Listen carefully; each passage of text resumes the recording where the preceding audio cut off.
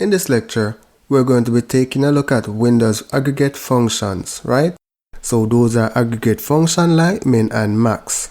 Now let's say we want to show the max and min unit price for each sales order. We could achieve this by using a subquery. So here we have a subquery that will achieve this. So the subquery is simply finding the max and the min and executing it for each row. So when we execute this query, we will see the max price and the min price for each record in the table. However, this can be simplified using the over function, because when you use the over function, it will not group the data but execute it for each record in the table. So now we have a second query that will be used to achieve the same thing, right? So instead of using a subquery, we are just simply specifying the over function. So now when we execute this query, we'll get the same result. So as you can see, we have the max unit price and the minimum unit price for each sales order, right? But this is for the entire table.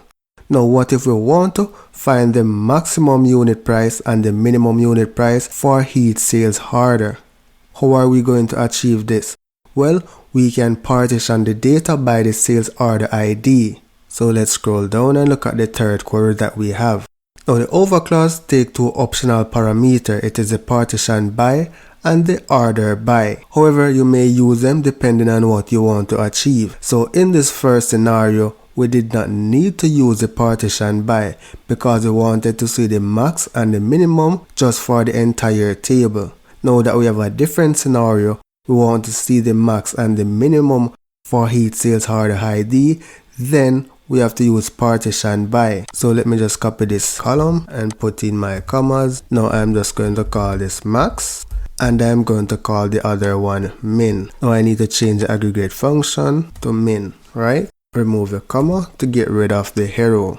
Now let's execute this statement. Now when you take a look at the result set, when you take a look at the max and the min column, you'll see that we have different max and min price being shown, and this depends on the sales order ID. So if you look at sales order ID 43659, you'll see that the max and the min is different when compared to that of 4366. We could also do a total of each sales order ID.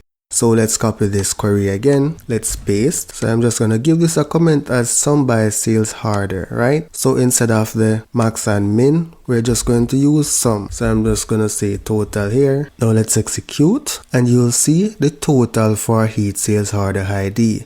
So as you can see, using Windows function is a great way to eliminate. It even makes your query more simple and readable, and allows you to perform more manipulation with your data. In the next lecture, we're going to be taking a look at ranking functions.